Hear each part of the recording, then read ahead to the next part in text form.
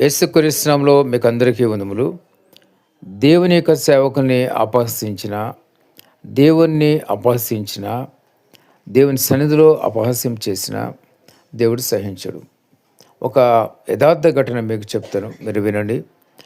మరి 1960 దాటిన సంవత్సరం, దగ్గరగా 63 సంవత్సరం అయి ఉండొచ్చు.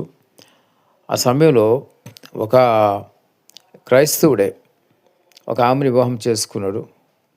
ఆమెకి ఏ విధంగా డైవర్స్ ఇచ్చాడంటే, ఇక్కడ సంతకం పెట్టని ఏదో ఫారం తీసుకొచ్చి సంతకం పెట్టించి ఆమెకి డైవర్స్ ఇచ్చేసాడు.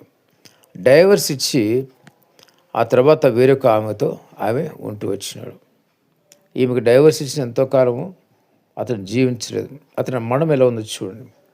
ఒక ప్రార్థన చేస్తుంటే ఒక చర్చిలో మరి చాలామంది దీర్ఘంగా ఎక్కువసేపు ప్రార్థన చేస్తారు, దీర్ఘ ప్రార్థనలు. మరి అతని కామెంట్ ఏంటంటే, చేంతాడులాగా లాగేసాడురా చాలాసేపు అని. ప్రార్థన ఒక చేంతాడంటే మరి నీళ్లు బావిలోంచి నీళ్ళు తోడే తాడుని చేంతాడు అంటారు. అయితే ఆ విధంగా మరి అపహసించిన వ్యక్తి మరి కొద్ది రోజుల్లోనే ఒక లారీ యాక్సిడెంట్లో చనిపోయాడు. ఎలా చనిపోయాడంటే, ఇతను రిక్షాలో వెళ్తున్నాడు.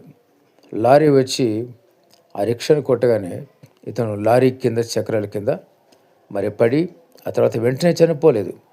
అతను ఒక గోను సంచిలో వేసి హాస్పిటల్ తీసుకెళ్తుంటే, నేను బ్రతుకుతానా అని అడిగాడంట. అది తీసుకెళ్తున్నామని, నీకేం పర్వాలేదు, నువ్వు బతుకుతావని చెప్పారట. చూడండి, అతనికి ఆఖరి క్షణంలో నేను బతుకుతానా అన్నాడు, కానీ దేవా నన్ను క్షమించు అన్న మాట పలకలేకపోయాడు. చూడండి ఎటువంటి దుర్మరణం వచ్చిందో. అందుకని దేవుని వాక్యంలో ఒక మాట ఉంటుంది, భక్తిహీనులు దుర్మరణం పాలగుదురు. చూడండి వాక్యం ఎంత స్పష్టంగా ఉన్నది.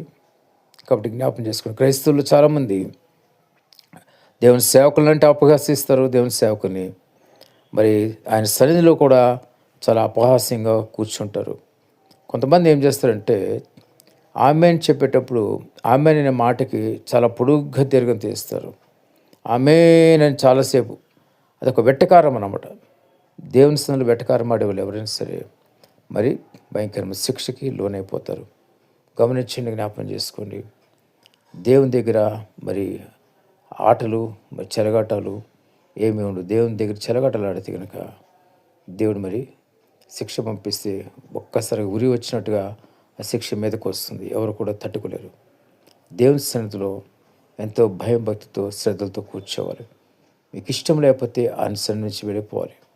అందుకే దేవుని వాక్యంలో ఒక మాట ఉంటుంది, డాంబికుల సన్నిధిలో నిలవలేరని. కాబట్టి జ్ఞాపకం చేసుకో.